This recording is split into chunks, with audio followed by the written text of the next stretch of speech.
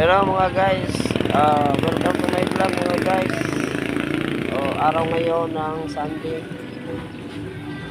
Andito ako naka-duty sa Riosa Street dito sa may malapit po sa palengke mga ka-idol.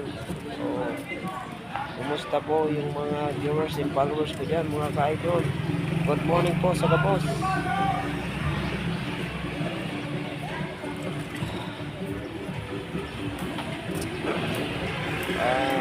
Nandito naman ako sa sentro naka-duty.